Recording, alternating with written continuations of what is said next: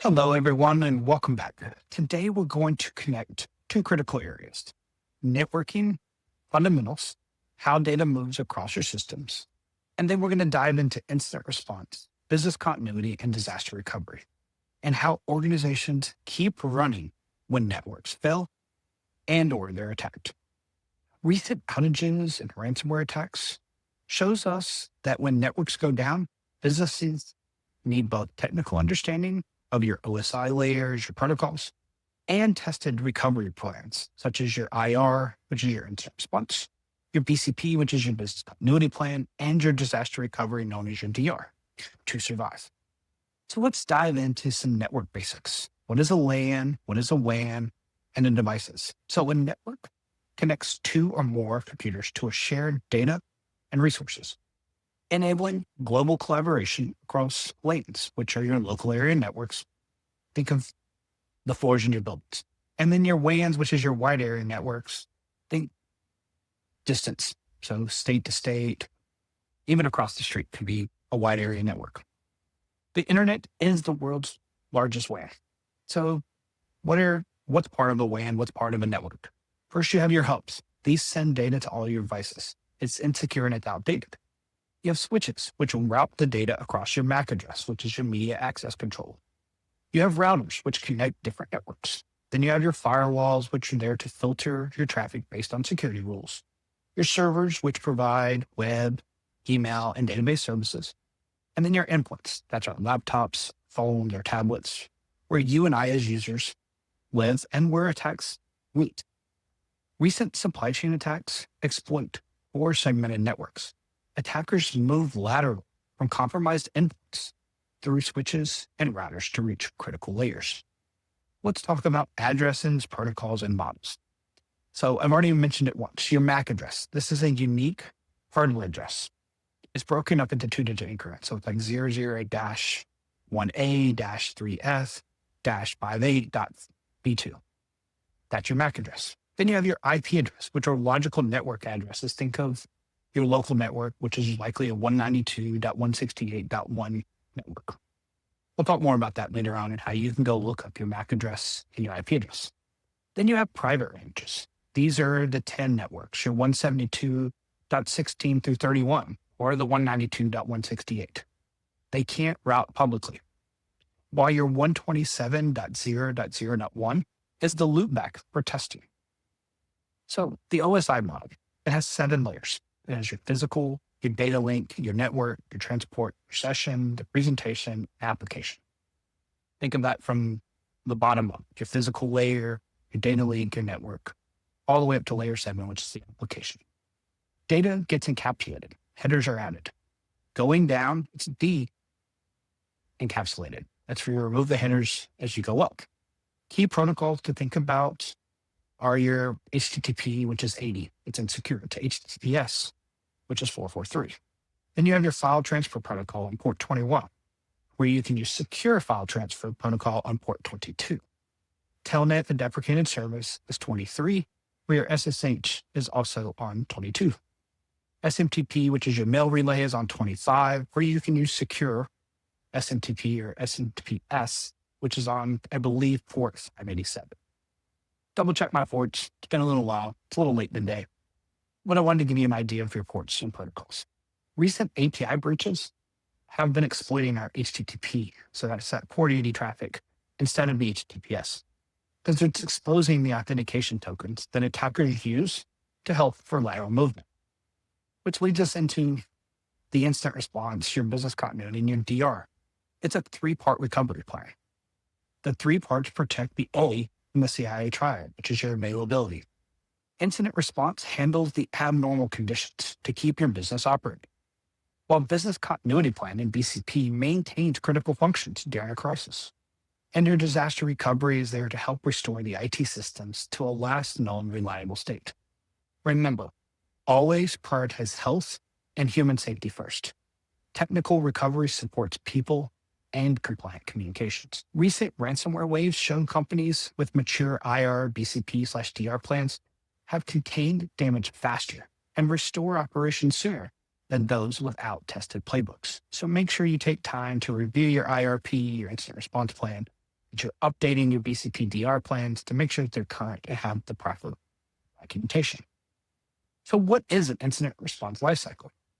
This is part of NIST 861. It includes four different distinct phases. First is the preparation. This is where you're creating your policies, outlining your teams, the tools, and the training. Then you have the detection and analysis piece. This is where you're monitoring, you're triaging, you're documenting. Then you move into containment, eradication, and recovery, which is the isolation, the removal of the malware, and the restoration piece. And then your post-incident is where you're preserving your evidence, doing your lessons learned, and implementing improvements. Some key terms to think about here. Event. This is something that's observable. An incident. This threatens that confidentiality, integrity, and availability. Breach. It's data loss. And then 0 day, which is an unknown vulnerability. These terms are thrown around often, so make sure you understand the difference between an event, something that's observable, an incident, which is the actual threat to your confidentiality, integrity, and availability. Breach should only be used when data is lost. And then 0 day, we talk about, these come out during Patch Tuesday, and Microsoft, other vendors release these vulnerabilities when a threat researcher determines them. Your incident response teams need to be cross-functional. It should include your security, your IT engineering, your legal, your comm/PR department. All your management teams need to know their part to play. Recent incidents show that the legal PR involvement is critical for regulatory notifications, as well as when and if to share public statements. So your BCP and DR should have availability metrics, because BCP is here to maintain critical business functions during a disruption. That could be an outage, your site loss, supply chain issue. Thinking about things you need to have. Do you have a valid and current team roster? Do you know what the activation criteria is? Do you have checklists? Vendor contacts? What about accessibility to your hard copies of your data, as your systems may not be up?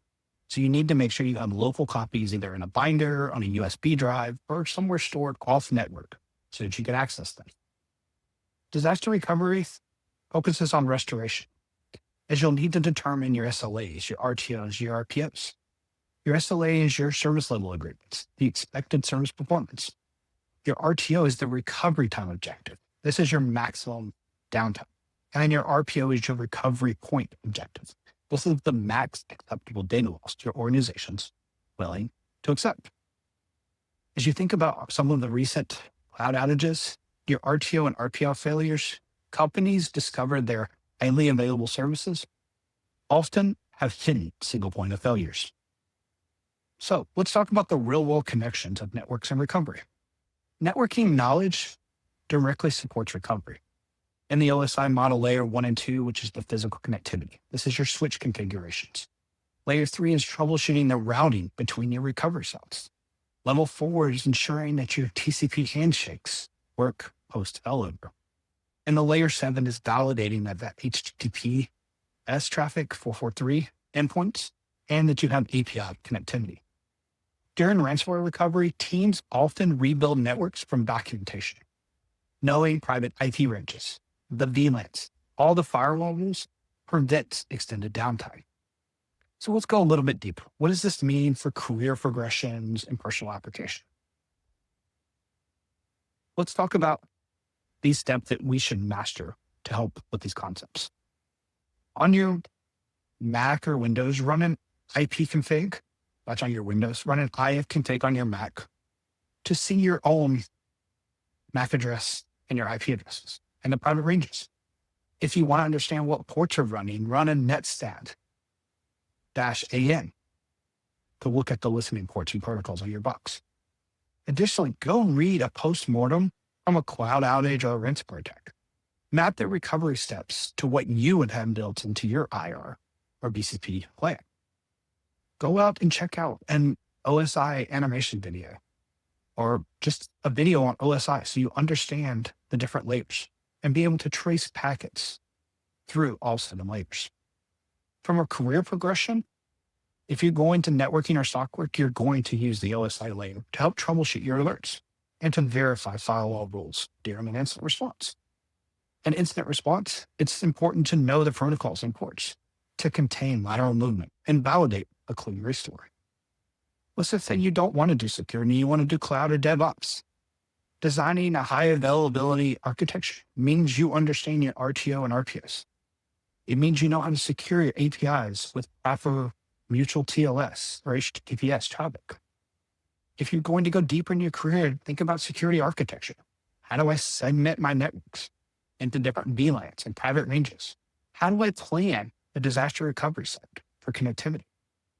And then those who are interested in audit or governance and compliance, you'll be responsible for documenting those SLAs, understanding the RTOs and RPOs inside the contracts that you're reviewing for third-party and fourth-party connections in your environment. You'll be responsible for auditing the network configurations against the standards. So from a personal application, you can do these things. On your home network, go check your router admin password.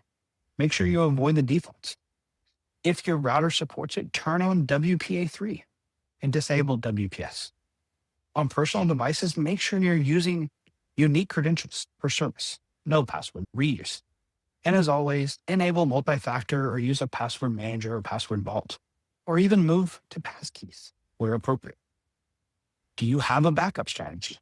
Understand how you would personally return to operations. Is that daily backups? Is that putting files in your OneDrive, your Google Drive? Is it physically printing documents and put Firebox? And then test your restores. Make sure you can access that data that's on that external hard drive, that USB, or that you have the code or the key to your Firebox. Have a go back plan.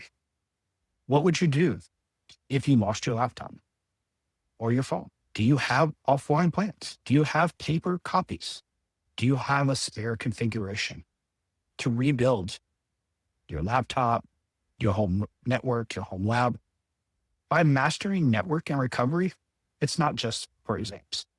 It's how professionals prevent chaos and get paid to solve problems when everyone else panics. So remember, these topics are things that we will continue to dive into. It's important that you continue to build on your foundations, to understand hardware, software, and now we've talked about networking. And then as we go deeper, what is the policies and procedures that we need? So hope you enjoyed this topic. Feel free to reach out with any questions or comments. And as always, I hope everyone stays safe and stay secure.